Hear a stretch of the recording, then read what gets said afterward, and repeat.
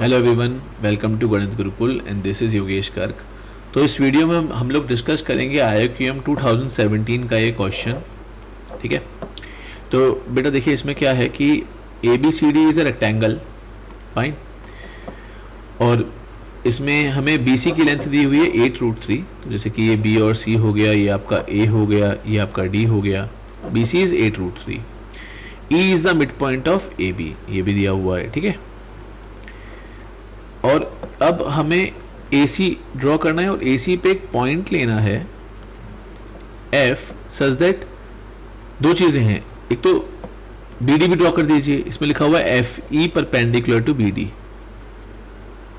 तो एक तो आपका जो F पॉइंट है वो BD पे, मतलब BD से परपेंडिकुलर होना चाहिए। डायग्राम हमें इस तरीके से ड्रॉ करना है ना, तो कहीं हम डायग्राम में थोड़ी गड़बड़ कर रहे हैं, हमें डायग्राम फिर से ड्रॉ करना चाहिए। आई थिंक AB को बेस लेके करना चाहिए, जहाँ तक मुझे लग रहा है। इसमें एक बार डायग्राम ऐसे ड्रॉ करते हैं ना, AB को बेस लेके ड्रॉ करते हैं।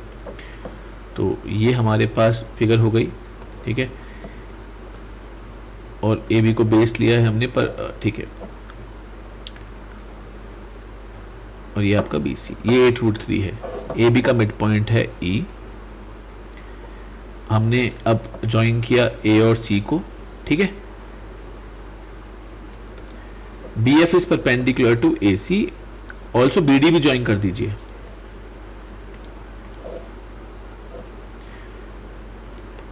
तो अब हमें एक लाइन ड्रॉ करना, एक पॉइंट ड्रॉ करना है, यहाँ पे एक लाइन ड्रॉ करनी है, हाँ BF। तो पता है वही चीज़ हो रही थी इसमें कि आपको फिगर में फिगर सही ड्रॉ करना बहुत ज़रूरी है, मतलब उसको बेस लेना था AB को। तो ये आपका BF परपेंडिकुलर टू AC हो गया। और अब A और F को भी ज्वाइन कर दीजिए। तो ये आपका EF जो है ये परपेंडिकुलर टू, हाँ ये आपका परपेंडिकुलर टू BD हो गया। तो डायग्राम इतना सही नहीं बन रहा है, जस्ट अ मिनट, मैं ऐसे एक लाइन ड्रॉ कर देता हूँ। ये आपका EF परपेंडिकुलर टू BD हो गया। So we have this complete diagram.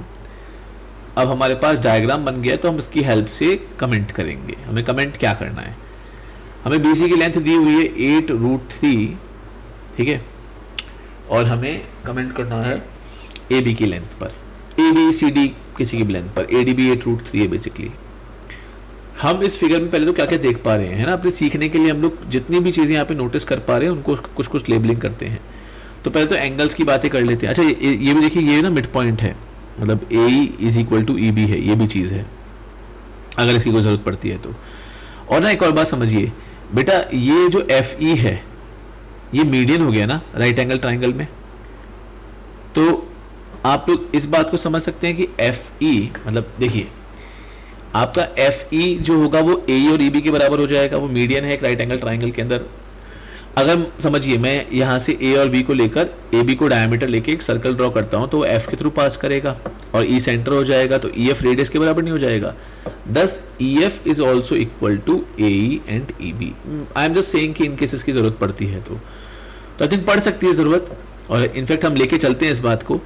तो देखिए अगर हमने ये एंगल लिया, इसको बोला थीटा, तो बेटा ये एंगल भी कितना हो जाएगा आपका theta, by that logic, right? I am just discussing the possibilities, not solving the exact question. So this is also theta, this will be your 2 theta, right? Also if this is theta, this will be 90 minus theta, fine. And if this is theta, this ACB is theta, angle DBA is also theta, ये भी theta हो जाएगा।